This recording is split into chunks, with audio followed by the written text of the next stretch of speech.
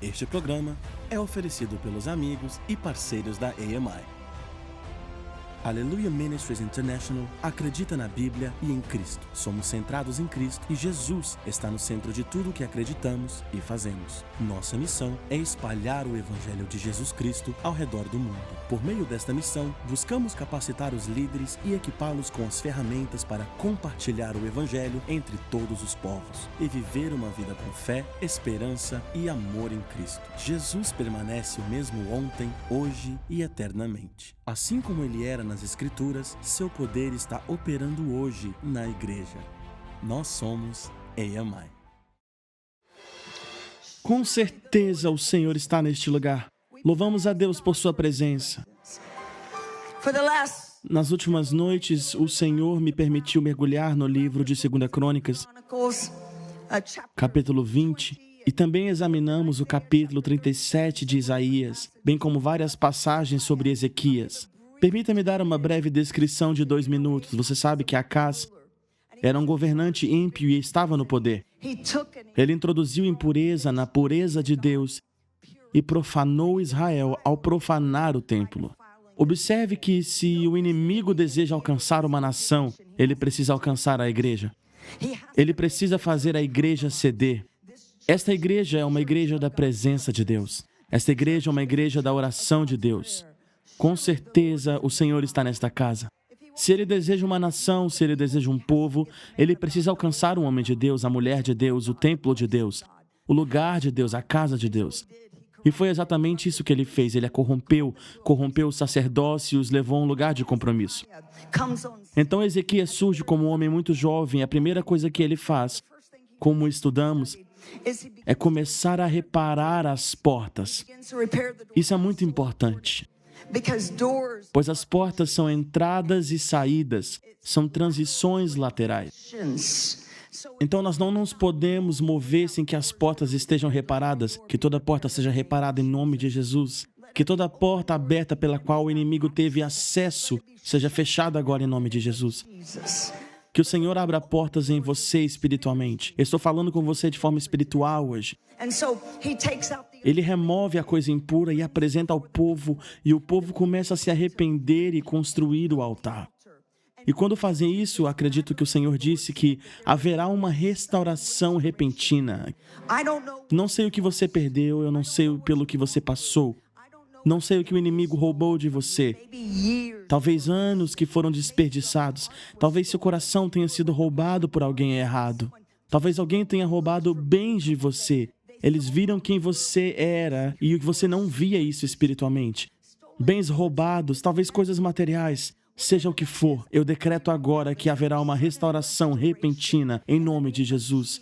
Pois a Bíblia declara, e aqui é onde o Senhor quer que nós pousemos hoje, que Deus lhe deu uma restauração repentina após 8 dias. Em nome de Jesus, você tem evidências de que Deus é um Deus restaurador. Deus não pode ser zombado. Deus não pode ser zombado. Eu declaro agora mesmo que você terá evidências de que Deus é um Deus restaurador. Vamos lá, coloque suas mãos juntas se você acredita em Deus por isso. Amém. E assim, ele passa por esse processo e quando ele começa a restaurar, quando ele começa a colocar a casa de Deus nos devidos lugares. Agora, observe isso. Quando ele coloca a casa de Deus e o povo de Deus na condição certa, então a oposição surge. Porque, apóstolo, eles não se importam conosco até que tenhamos influência e habilidade para organizar e trazer pessoas para o plano profético que Deus tem para elas. O diabo não vai mexer com você se você não tiver influência. Ele simplesmente não vai, porque honestamente, se você for para o céu e realmente não se importa, o que ele se importa é você nunca levar alguém com você. Ele se importa com você nunca sair de si mesmo. No momento em que você começa a expandir o reino de Deus, a oposição começa a se levantar contra você. Você nem sabe se está nela de verdade até enfrentar uma oposição real. Geralmente, quanto maior a batalha contra você, maior o peso que você está carregando. Um grande peso traz grandes batalhas. Sempre que Deus está pronto para enviar um libertador à terra, ouça o que eu estou dizendo. Sempre há uma grande oposição. Moisés, você é chamado para libertar meu povo. O faraó se levanta. Jesus vem, Herodes se levanta. Mata todos os meninos com menos de 2 anos. Sempre que a oposição se levanta, porque o homem, a mulher de Deus, o ungido, o libertador, sempre tem uma oposição. Porque quando você os vê se levantando, a oposição será grande. Eu estou lhe dizendo, as pessoas dizem, eu passo por tantas coisas. A maioria das coisas são coisas que as pessoas causaram a si mesmas. Quando você realmente enfrenta a oposição, como Ezequias faz, é o rei da Síria. A Síria é o exército mais poderoso que existe. Senaqueribe envia esta mensagem e eu quero compartilhar isso com você porque estou prestes a te levar ao âmbito profético e como ele a supera. Você está pronto? Alguém está pronto? Você está pronto porque você está saindo daqui vitorioso. Saindo daqui com a oposição simplesmente aniquilada em nome de Jesus.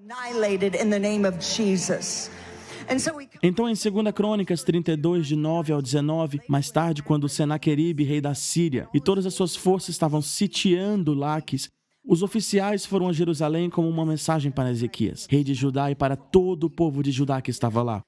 O que eles fizeram? Esses caras eram estratégicos. Eles não estavam de brincadeira. Esse exército era o mais temido de todos na terra. Eles conquistaram todas as cidades, tinham dinheiro, tinham poder. Na verdade, quando falaram com o povo de Judá, falaram na língua hebraica. Eles conheciam línguas, eram instruídos, educados, ricos e poderosos. E Ezequias acabara de dizer, estou voltando a fazer as coisas do jeito de Deus. E aqui está o que Senaqueribe lhe diz. Ele lhe diz o seguinte... Isto é o que Senaqueribe, rei da Síria, diz. Com base em que você está fundamentando a sua confiança? Ouça, isso é extremamente importante. Com base em que você está mantendo sua confiança enquanto Jerusalém está sitiada? Conte-me, como você ainda está de pé? Bispa, como você está de pé? Apóstolo, general, príncipe, como você está de pé? Porque Jerusalém está sitiada.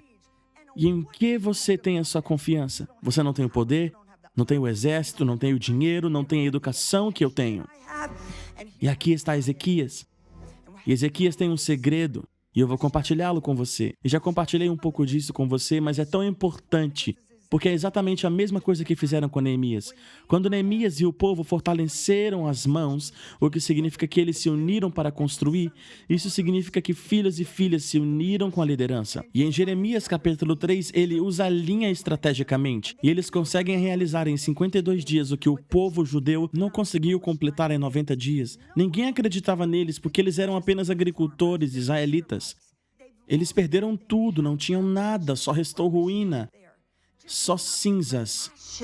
Eu venho profetizar para alguém que parece ser ruína. Parece que não sobrou nada além de cinzas. Talvez seja seu relacionamento, talvez seja seu corpo físico, talvez suas finanças, talvez seja o seu sonho, mas Deus está prestes a pegar essas cinzas e fazer surgir a poderosa fênix. Esteja preparado, porque Deus está prestes a pegar essas cinzas e construir algo incrivelmente belo a partir delas. Eu nem confio em pessoas que não passaram por batalhas. Se você não passou por uma batalha, nós estamos falando sobre Jacó. Com certeza o Senhor está nessa casa. Eu não confio em pessoas que não têm uma manqueira. Se você não tem uma manqueira, significa que você não lutou com Deus. Porque foi quando Jacó estava naquele lugar, em Betel, que o anjo veio e tocou na cavidade da sua coxa, que é a parte mais forte do seu corpo. Vamos lá, todo mundo sabe. Me dê alguns agachamentos para fazer e eu vou te vencer todas as vezes. É a parte mais forte. E ele o tocou naquele lugar da sua força para deixá-lo saber que você é forte apenas pelo meu poder. Você é forte apenas pela minha presença. Você é forte apenas pela unção que eu te dei e pela graça que está em você. Não fique se achando e pensando que é sobre você. É Deus em você. Deus te escolheu, Deus te nomeou, Deus te ungiu. Dê glória a Deus. Louve a Deus, honre a Deus, traga seu sacrifício a Deus, adore o Senhor Deus Todo-Poderoso. Não tenha vergonha do Evangelho, nem do seu poder. É louco como as pessoas ficam irritadas. Do que você está com raiva agora? Você está com raiva de milagres? Está com raiva da bondade? Está com raiva da graça? Está com raiva da riqueza? O Deus que eu sirvo é um Deus bom. Ele vai te tirar de um trailer quando as pessoas te chamam de um lixo de trailer, porque ele está no negócio da reciclagem. E ele vai te colocar na Casa Branca, sim, ele vai. Ele vai te tirar do sistema de assistência social e te fazer um provedor do seu reino. Deus não faz acepção de pessoas. Ele vai te levantar do nada, onde as pessoas não veem. Fale comigo, Esther. Fale comigo, Davi. Fale comigo, homens e mulheres de Deus. Deus é fiel. Olhe para alguém e diga, você é o próximo. Você é o próximo. Diga, o seu de repente chegou. É melhor vocês sentarem porque eu tenho que pregar. Diga, o seu de repente está aqui. O seu de repente está aqui. E Neemias faz a mesma coisa. Eles não se importam com Neemias enquanto todas as pessoas estão dispersas. Enquanto Zorobabel, que desempenhou um papel importante na profecia, está aí. Enquanto Josué, o sumo sacerdote, está restaurando a palavra, eles têm trabalhado por 90 dias, mas não há crescimento na igreja, mas não há muralha. Eles têm trabalhado por todo esse tempo, mas não há evidência. E então vem Neemias. E quando ele diz que isso será feito, porque a boa mão do Senhor está sobre nós, não se engane. A boa mão do Senhor está sobre este ministério. A boa mão do Senhor está sobre você. Vamos, levante as mãos agora mesmo. A boa mão do Senhor está sobre você. Ele te ungiu, Ele te nomeou, Ele te apontou, Ele te chamou, Ele te escolheu, Ele te ungiu para curar os cegos, para libertar os cativos, para pregar o ano do jubileu em nome de Jesus. É melhor vocês juntarem as mãos e darem algum louvor a Deus. É melhor ficarem sentados porque eu estou tentando explicar tudo isso. Então Neemias, quando ele se levanta, não há problema até que eles começam a construir, até que eles começam a avançar. Veja, o Senhor falou comigo e disse, eu estou dando um impulso para frente hoje. Você precisa entender isso espiritualmente, porque se você entender, você estaria correndo por todo lugar agora mesmo. Deus diz, eu estou avançando, eu estou impulsionando você. Deixa-me te dizer o que impulso significa. Sente-se. Eu preciso te dar uma ilustração sobre o que impulso significa, porque Deus diz, eu estou impulsionando eles. Fui chamada para pregar, eu te contei, quando eu tinha 18 anos eu fui salva. Deus me chamou, me tirou do meu corpo em transe, você já ouviu a história. Eu comecei a descer até o McDonald's, ganhando crianças para o Senhor Jesus Cristo. O Dr. Lowry começou a ouvir sobre isso, eu comecei a ir para a 2D, a capital mundial do assassinato. E havia um defensor chamado Mitch Snyder. Comecei a alimentar as pessoas e comecei a pregar a elas sobre Jesus. Então nós nos mudamos para Tampa e toda coisa começou sem muros. Eles atearam fogo em um homem com gasolina por causa da cor da pele dele. E isso me indignou. Eu estava com raiva. Eu estava chorando diante do Senhor e Deus disse, vá. Eu disse, mas Senhor, Deus disse, vá. Eu entrei lá, morávamos em um apartamento pequeno, eu mal tinha comida para alimentar o meu próprio filho, não tinha o suficiente para mim mesmo e Deus disse, traga suprimentos. Eu comecei a ir a padarias e pedir por produtos não vendidos, pedindo qualquer coisa. Fui ao supermercado e disse, você pode me dar o que estiver vencido na prateleira, porque eu sei que ainda está bom. Comecei a cuidar das pessoas, alimentando-as, vestindo-as e dando-lhes o que precisavam. E eles se levantavam ferozmente contra mim. Houve comunidades e religiões que não queriam que eu estivesse lá. Mas eles diziam, mas ela é uma mulher branca. Mas eles diziam, mas ela nos ama. Ela ama as nossas crianças. Você vê porque Deus os respeitava por suas diferentes culturas e etnias. Somos uma única raça humana, criada à imagem de Deus. Isso é importante. E as pessoas começaram a se voltar para o Senhor e começaram a me chamar de pastora. E foi assim que começamos o ministério. Foi assim que tudo começou. Então, eu saí quando as agressões ocorreram em Los Angeles com Rodney King. Eu estava em Watts, Waverly, Nickerson Gardens, Jordan Downs. Eu morei lá por 2 anos. 2 anos na dura seção 8 da periferia da América, onde gangues, uma após a outra, ameaças à minha vida, até que Deus começou a manifestar o seu poder. Pessoas se levantando das macas, sendo curadas. Vocês estão me ouvindo? Estávamos em Waverly Gardens e eles começaram a trazer um homem numa maca. Ele havia estado numa maca por mais de uma década. Sharon e Paul Daughtry estavam lá, vindos de Tulsa, Oklahoma, e Sharon começou a adorar e eu comecei a orar. O homem se levantou da maca. E quando ele se levantou e começou a andar, houve um avivamento em todo Waverly. Havia um homem que usava roxo, o que significa que ele era de uma gangue chamada Crips, e eu estava pregando em Watts. Eles me mostraram seus casacos e as armas. Estou falando sobre confiança. Eles me mostraram suas armas, me mostraram armas, o que significava algo como: garota, você não pertence aqui. Eu simplesmente fechei meus olhos e disse: bem, se eu for para o céu hoje, eu posso muito bem fechar os olhos. E quando eu fechei meus olhos, eu comecei a profetizar e a pregar. E conforme eu pregava, eles falavam na rádio.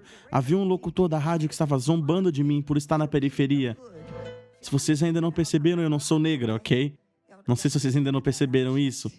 Eles estavam fazendo piadas comigo. Essas são as nuances da América, ok? E quando eles estavam zombando de mim, apóstolo, e dizendo que iam me matar, Dreamer era o nome dele, ele desceu e havia um pequeno altar. Eu peguei um microfone e coloquei no palco lateral. Ele deixou suas cores e suas armas lá e recebeu Jesus Cristo. Quando abri os olhos, vocês não estão compreendendo o que eu estou dizendo. Isso é uma sentença de morte na América. Quando o líder de uma gangue faz isso, é uma sentença de morte. Ele se converteu, começou a levar pessoas ao Senhor Jesus Cristo. E 50 mil pessoas naquela mesma área conheceram a Jesus. Vocês não estão entendendo o que eu estou dizendo. O que eu estou lhes dizendo é que eu tinha um ministério nas ruas que levou 50 mil pessoas a conhecerem o Senhor Jesus. E ninguém conhecia o meu nome. Estávamos numa igreja de beira de estrada. Ninguém conhecia Paula White. Ninguém conhecia. Durante 15 anos eu preguei nas ruas. Nunca tive um microfone, nunca tive um púlpito, nunca tive um folheto. Nunca tive nada. Só Deus que tinha dito: eu vou te chamar para as nações. Você irá às nações, ficará diante de reis, primeiros ministros, governadores e líderes de igrejas e proclamará o meu evangelho onde eu disser. Você está entendendo o que eu estou dizendo? Estou prestes a explicar o que era um impulso. Então, como você sai de jeans e uma camiseta e ministra por 15 anos, o que é um ministério maravilhoso para crianças nas ruas, meninos e meninas quebradas? Havia um avivamento acontecendo na Flórida, na Carpenter's Home, onde acabamos por adquirir aquele prédio que tinha capacidade para mais de 10 mil pessoas, e esse avivamento estava ocorrendo. E eu fui orientado a verificar o que estava acontecendo. Então eu fiz isso e quando eu fiz, percebi que era uma obra de Deus. E eu disse: isso é de Deus. Porque sempre que algo é uma obra de Deus, haverá sempre controvérsias. Sempre. E houve controvérsias, mas o Espírito Santo estava lá.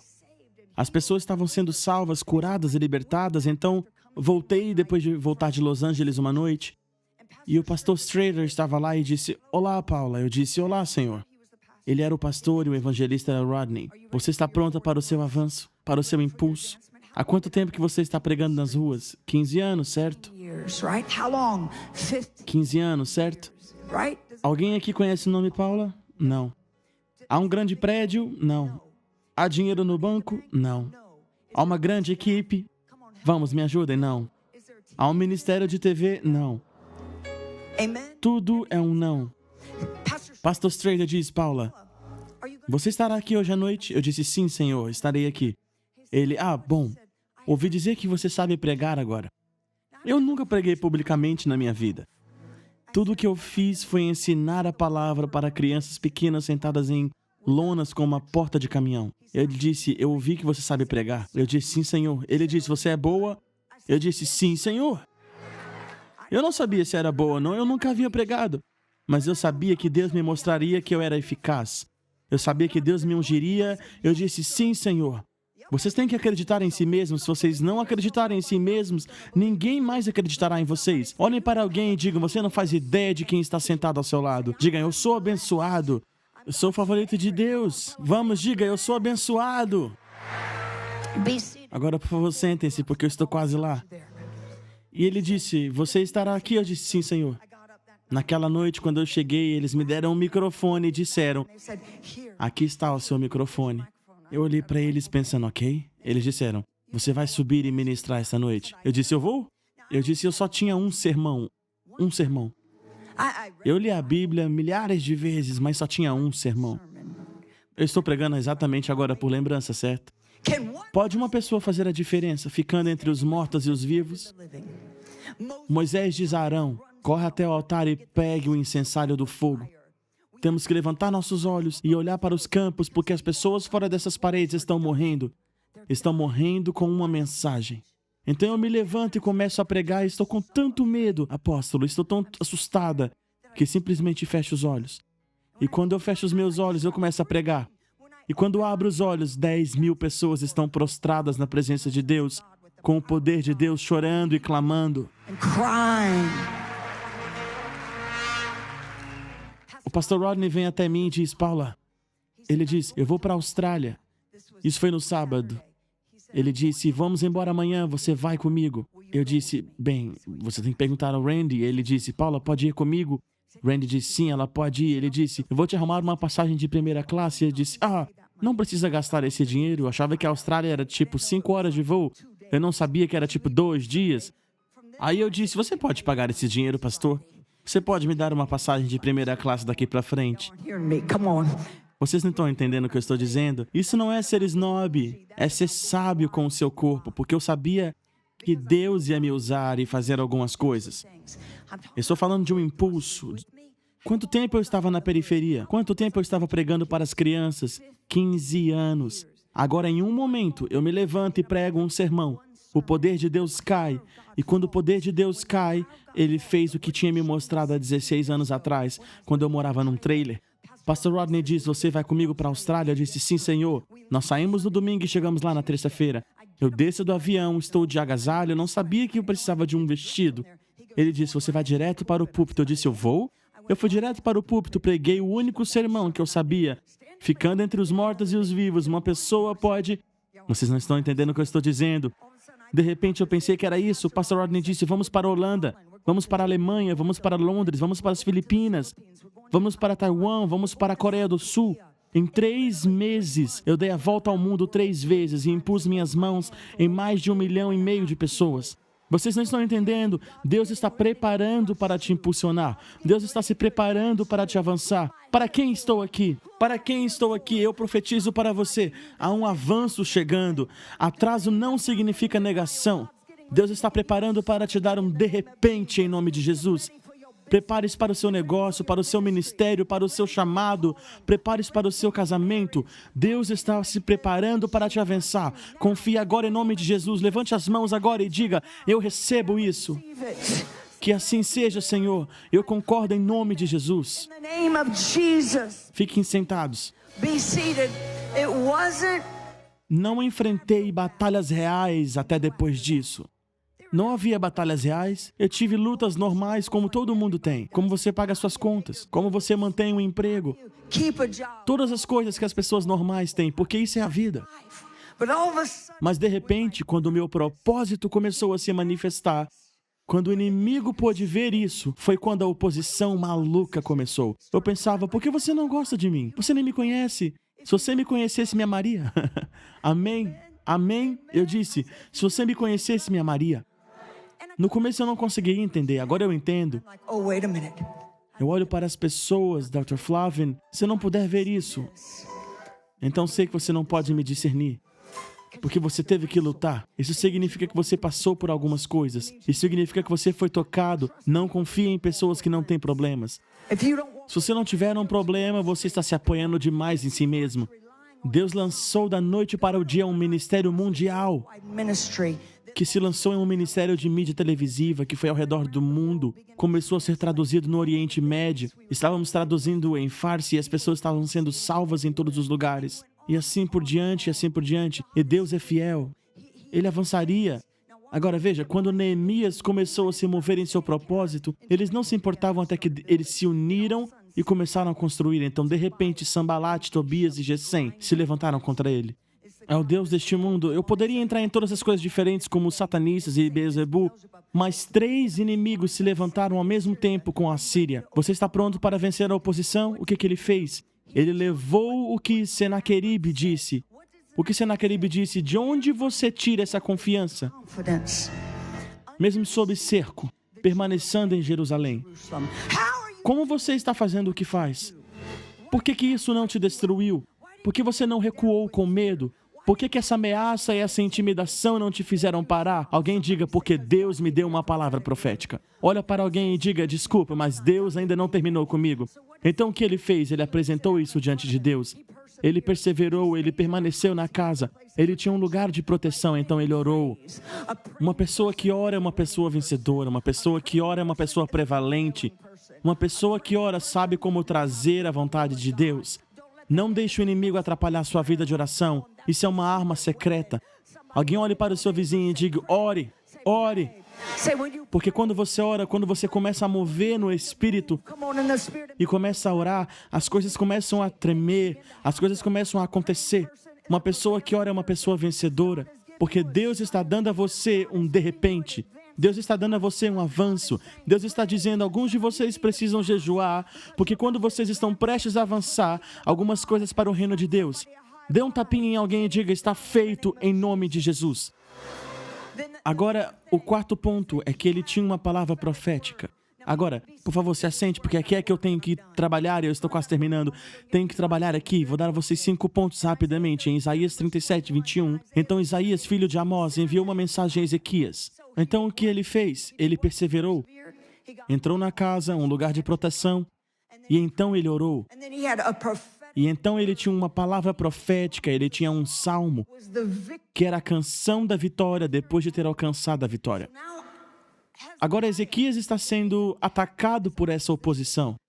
Senaqueribe e o profeta Isaías, filho de Amós, enviou uma mensagem a Ezequias dizendo: assim diz o Senhor, Deus de Israel, ouça agora o que acabei de dizer pelo Espírito de Deus para vocês fazerem.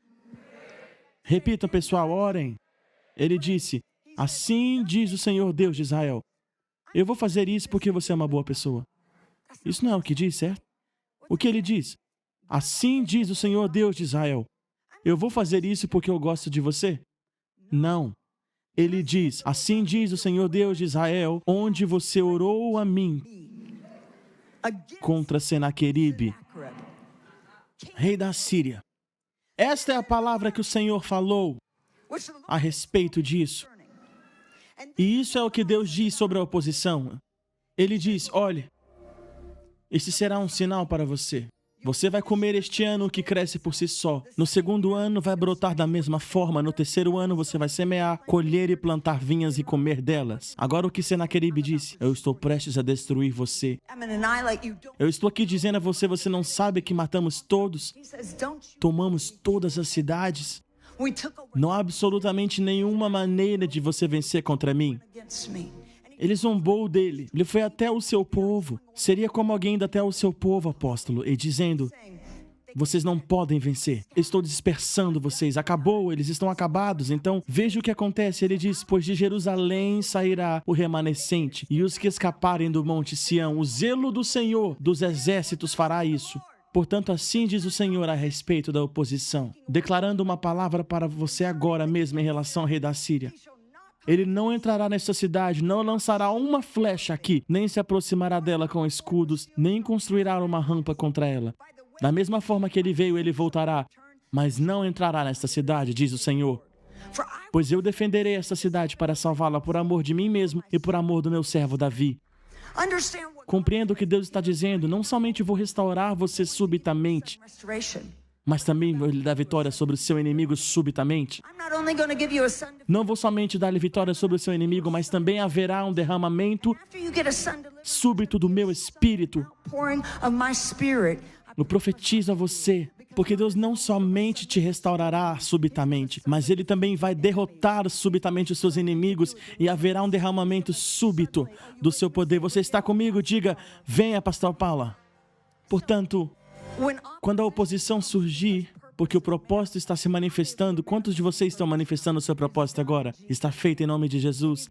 Então você precisa compreender o profético para ativá-lo. Zacarias 8:9 diz: eis o que diz o Senhor dos Exércitos. Ouçam essas palavras proferidas pelos profetas que estavam lá quando os alicerces do templo do Senhor foram lançados. Que as mãos de vocês se fortaleçam para que o templo seja construído. Ele está dizendo que ele estende a mão e diz: agarrem-na. Em outras palavras, o que eu quero que você faça é aplicar a profecia. Alguém diga: aplicar a profecia. Em 1 Timóteo 1:18, 19, Paulo diz a Timóteo a mesma coisa. Que a sua fé não seja como a de outros que naufragaram em sua fé, mas que a sua seja preservada, porque você aplica a palavra profética. Alguém diga: aplicar a profecia. Porque qual é o propósito da profecia? Ela não é dada apenas para predizer eventos eminentes, mas para também preparar a igreja para invocar uma resposta sobre como esses eventos a afetarão. Você está entendendo o que eu estou dizendo profeticamente agora? Agora eu estou entrando um pouco mais fundo na questão profética. Quando digo que você terá uma restauração repentina até a próxima semana, você já sabe o que isso significa, que Deus vai lhe restaurar. Quantos de vocês sabem que Deus vai restaurar? Agora você precisa se preparar para isso. Deixe-me lhe dizer o que a profecia faz. Se for uma restauração repentina em relação a relacionamentos, você vai para casa hoje e limpa o seu guarda-roupa até que ele tenha metade das suas roupas. Você não está entendendo o que eu estou dizendo? Porque se não fizer isso, você está apenas esperando e desejando, mas não está preparado. Você não tem espaço para as roupas dele quando Deus disser sim. Mas você não vai precisar desse armário porque você terá um muito maior, porque a casa dele será maior que a sua. Mas eu estou te preparando. Você precisa se preparar, entende? Quantos de vocês acreditam que Deus lhe deu um negócio? Onde está a sua incorporação? Onde está a conta bancária? Mas, pastora Paula, eu só tenho $100. Abra a conta. Eu só tenho 1.000 rands. Abra a conta. Abra como se estivesse prestes a receber milhões de dólares, porque Deus tem um de repente para você. Veja, ele começa a profetizar, e o que ele está dizendo a Timóteo é que você precisa fazer valer a pena a profecia. Fazer valer a pena a profecia envolve tanto o espiritual quanto o natural. Se Deus diz que vai levar a sua voz ao redor do mundo, adivinha o que eu fiz? Eu costumava comer terrivelmente. Eu comia pizza e comia comida barata porque eu era pobre. Alguns de vocês olham para mim e pensam, como ela come bem. Eu comecei a fazer valer a pena a profecia. Eu disse, preciso de um corpo que possa carregar a palavra e a mensagem de Deus com fogo e poder. Eu comecei a me exercitar e a comer de forma saudável, comer como os ricos. Comecei a comer boa comida. Eu não olhava para o meu orçamento, eu apenas fazia isso para impulsionar a profecia. Eu disse a vocês, quando o Sr. Trump me ligou há 24 anos atrás e disse, você tem o fator X, eu respondi, Senhor, nós chamamos isso de unção. E a primeira coisa que fiz com ele foi ir ao Jean Georges. Eu nem conseguia pronunciar direito, assim que o almoço terminou. Peguei o telefone e liguei para o meu escritório e disse a ele, Stacy. E ela disse, sim, mamãe. E eu disse, me arrume aula de etiqueta. Ela perguntou, o quê? Eu disse, me arrume aula de etiqueta. E eu preciso de um coach de gramática. Eu preciso melhorar a minha gramática. Eu não falo as coisas direito. Eu ainda digo palavras como Mississippi. Vocês estão rindo de mim porque eu não estava vivendo algo grandioso. Eu precisava de um coach de gramática. Nós não tínhamos a segunda maior igreja da nação na época. Mas eu estava fazendo a profecia. Eu estava impulsionando a profecia. Eu nem sabia onde isso me levaria. Eu não sabia que teria jantares de protocolo na sala da primeira-dama para evangélicos e pessoas de fé do mundo todo. Eu não sabia que estaria sentada com primeiros ministros e reis, representantes de Estado, e teria que saber quais são as 9 peças de talheres, e onde ficam os garfos, colheres e copos, e o que vai em cada lugar. Eu liguei e disse, preciso de aula de etiqueta. Eu estava impulsionando a profecia. É bom que alguém me ouça agora. Deus está prestes a abrir uma porta. Deus está se preparando para abrir uma porta para alguém. Vamos, Ele está prestes a impulsionar você.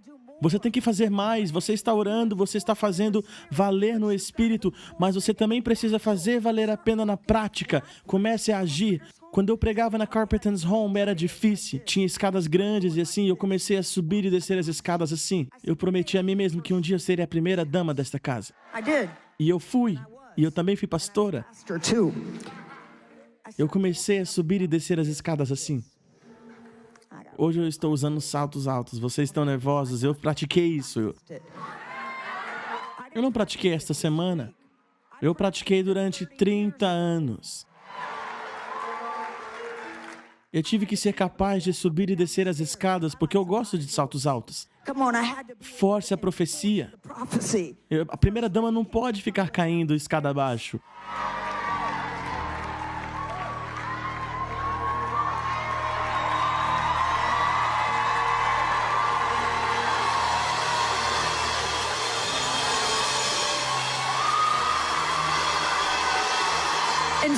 force a profecia. Force a profecia. Enforce the prophecy. Enforce the prophecy. Enforce the prophecy. Hey! Deus está se preparando para avançar você, Ele está prestes a confiar em você. Ele está se preparando para abrir algumas portas. Eu declaro de repente para você, em nome de Jesus. Por favor, se assentem. Eu não vou entrar em detalhes, mas vocês sabem que Apocalipse 19:10 diz: pois o testemunho de Jesus é o espírito da profecia. Então o ministério de Jesus não era apenas de poder, mas também era de profecia. Pois a profecia levará você de onde você está para onde você está destinado a estar. A profecia o levará do seu ponto de partida para onde você deve estar. A profecia lhe dará uma atitude de Filipenses 1:6. Tendo confiança nesta única coisa, eu não preciso saber de tudo. Eu não sei como fazer geometria. Eu não sei como soletrar tudo. Mas eu estou confiante nessa única coisa. Eu tenho que ser confiante em uma coisa. Onde você está obtendo essa confiança? Esteja confiante nessa única coisa. O mesmo Deus que começou a boa obra é o mesmo Deus que a concluirá e a executará até o fim. É melhor você me ajudar a exaltar a Deus, porque Deus não vai começar uma coisa que Ele não vai terminar. Ele vai preparar até o ponto de execução. Você tem que impulsionar a profecia. Forçar a profecia. Se você foi abençoado por esta palavra, por favor, compartilhe e espalhe essa mensagem em suas redes sociais utilizando os links compartilhados neste vídeo. Não se esqueça de curtir e compartilhar nossos vídeos com seus amigos e familiares. Sintonize para assistir a próxima mensagem no canal público da AMI TV ou em nossa transmissão ao vivo em amitv.com. Mantenha-se atualizado de todas as novidades seguindo nas plataformas de mídia social em Alf Local.